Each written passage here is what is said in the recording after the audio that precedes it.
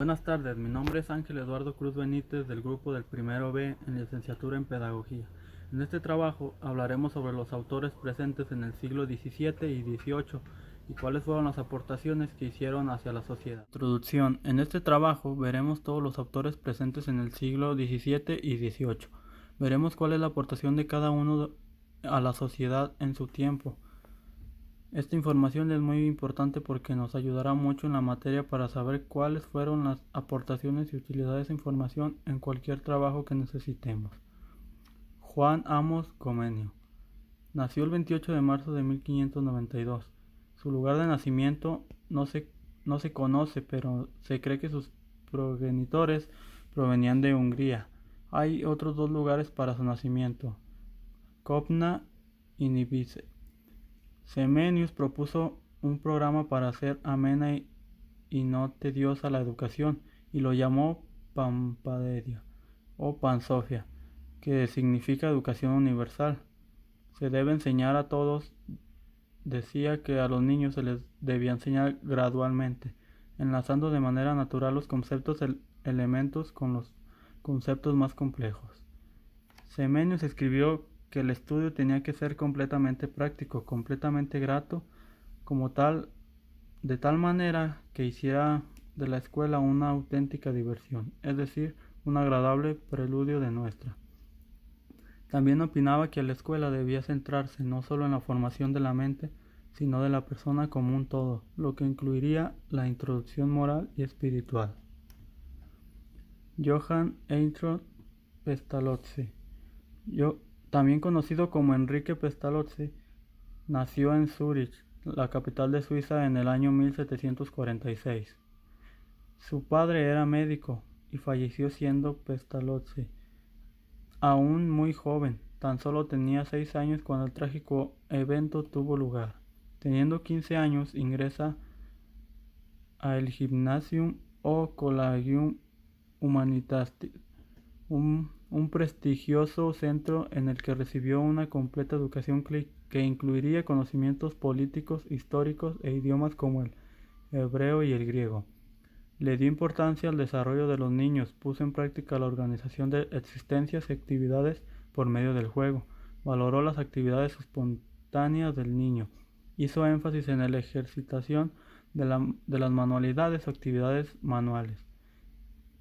Consideró la ejercitación con el dibujo como un medio para perfeccionar progresivamente la mano, lo cual le serviría de base para la escritura.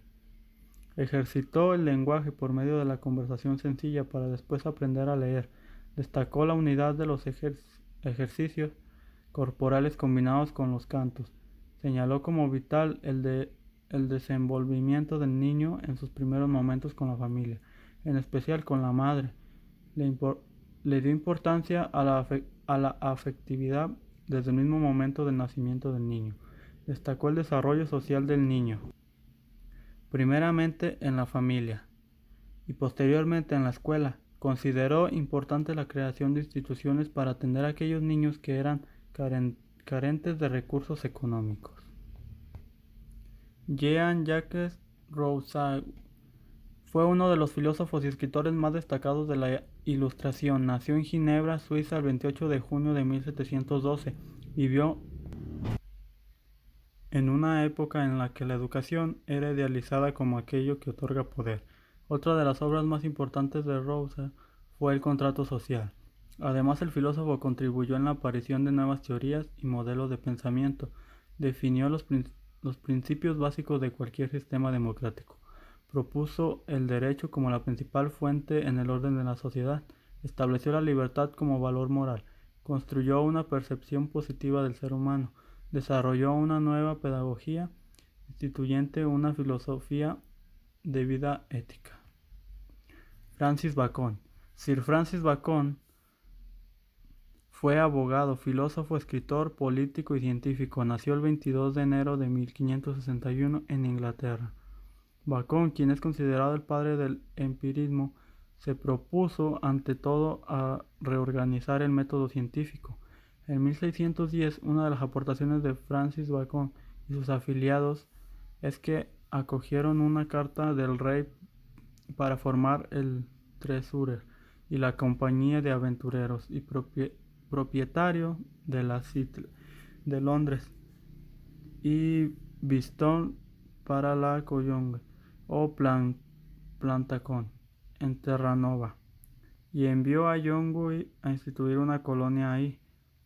En 1910, Newfoundland expresó un sello postal para rememorar el papel de Bacon con el establecimiento de la colonia. El sello refiere a Bacon como el espíritu guía en los esquemas de colonización en 1610. El trabajo primordial de Francis Bacon fue prestigioso en los años 1630 y 1650 entre los eruditos. En particular, Sir Thomas Browne, el cual en su enciclopedia con frecuencia se consolida a un enfoque baconiano para sus indagaciones científicas. Este libro implica la base del método científico como contorno de observación e inducción. René Descartes. René Descartes, también llamado Renatus Cartesius,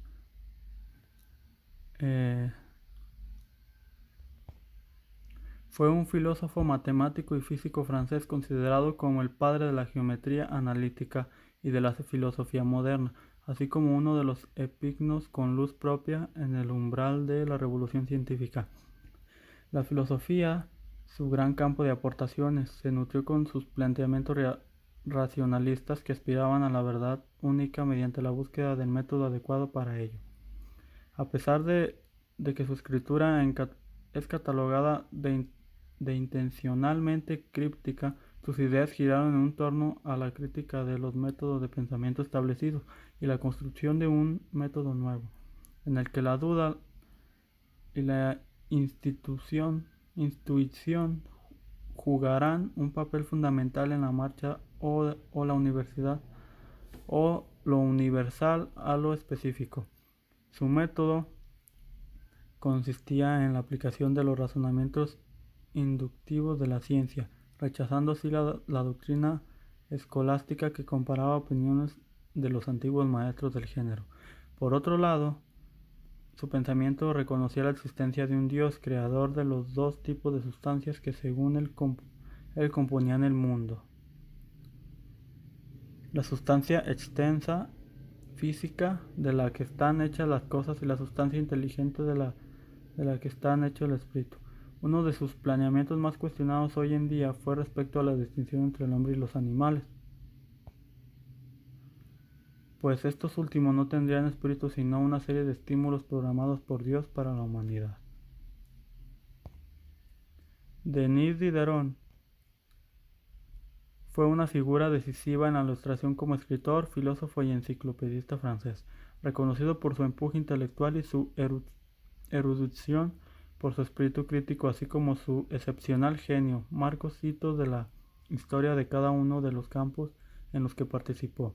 Sentó las bases del drama burgués en teatro, revolucionó la novela, creó la crítica a través de sus salones literarios. En conjunto con Jambos y Ron Allenberg, alentó, supervisó la redacción, editó y compiló una de las obras culturales más importantes, la Enciclopedia. John Locke, pensador británico, uno de los máximos representantes del empirismo inglés, que destacó especialmente por sus estudios de filosofía política. El primer tratado del gobierno, 1660. Los ensayos sobre el gobierno civil, 1660 a 1662. Los ensayos sobre la ley de la naturaleza, 1664. El ensayo sobre la tolerancia, 1667. La Carta de la Ética en general, 1686. El comprendió el ensayo sobre el entendimiento humano, 1688. La Carta sobre la Tolerancia, 1689. Los Tratados sobre el Gobierno Civil, 1689. La Carta de la Alianza y la Revolución, 1690. El ensayo sobre el entendimiento humano, 1690. La Segunda Carta sobre la Tolerancia, 1690. La Tercera Carta sobre la Tolerancia, 1692. Algunos pensamientos sobre la educación, 1693. Jean Le Rond Alembert, Jean o Jean, pronunciación en francés, fue un matemático, filósofo y enciclopedista francés, uno de los máximos exponentes del movimiento ilustrado. El principio de Alembert, que establece que las fuerzas externas e inercia que actúan sobre un cuerpo forman un sistema de fuerzas en equilibrio. A esto se le conoce como equilibrio dinámico. Colaboró en la traducción del Diccionario Universal de Artes y Ciencias, escribió numerosos artículos de matemáticas, literatura, de las enciclopedias. El criterio de convergencia de Alembert es útil para determinar si una serie converge o diverge. Conclusión. En conclusión, como acabamos de ver, todas las aportaciones de todos los autores son muy importantes y retroalimentan nuestro conocimiento sobre la materia de historia. Tenemos que llevar en cuenta y conocer todo esto por si en algún futuro lo ocupamos, y en caso que sí nos pregunten o tengamos que redactar algún ensayo, o ya sea lo que sea, ya sea más fácil conocer de ellos y escribir sobre ellos. Gracias.